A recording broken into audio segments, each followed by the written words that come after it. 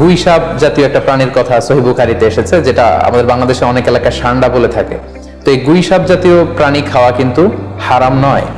আমরা সহিহ বুখারীর বর্ণনায় জেনেছি যে আল্লাহ রাসূল সাল্লাল্লাহু আলাইহি ওয়াসাল্লামের স্ত্রী মাইমুনা রাদিয়াল্লাহু তাআলা আনহার বাসায় আল্লাহ রাসূল সাল্লাল্লাহু আলাইহি ওয়াসাল্লাম সহ অনেক সাহাবারা খেতে বসেছিলেন। সেখানে একটা প্লেটে গুই সাপকে ফ্রাই করে দেওয়া হয়েছিল। তো রাসূল সাল্লাল্লাহু আলাইহি ওয়াসাল্লাম খেয়াল না করে সাধারণ গোশত মনে করে সেখানে তিনি হাত দিচ্ছিলেন। তখন অনেক সাহাবারা, মহিলা সাহাবারা বললেন, ইয়া রাসূলুল্লাহ, এটা তো দব, এটা তো গুই সাপ। এই কথা শুনে আল্লাহ রাসূল সাল্লাল্লাহু আলাইহি ওয়াসাল্লাম সেখান থেকে হাতটা সরিয়ে নিলেন। তো এই দৃশ্য দেখে খালিদ ইবনে ওয়ালিদ রাদিয়াল্লাহু তাআলা আনহু উনি জিজ্ঞেস করলেন, ইয়া রাসূলুল্লাহ, গুই সাপ খাওয়া কি হারাম? হারামুন আদ-দাব্বু ইয়া রাসূলুল্লাহ, আপনি যে হাত সরিয়ে নিলেন, গুই সাপ খাওয়া কি হারাম?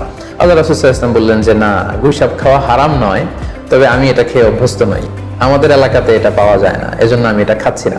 তাহলে বোঝা গেল এক্ষেত্রে এটা রুচির সাথে সম্পৃক্ত।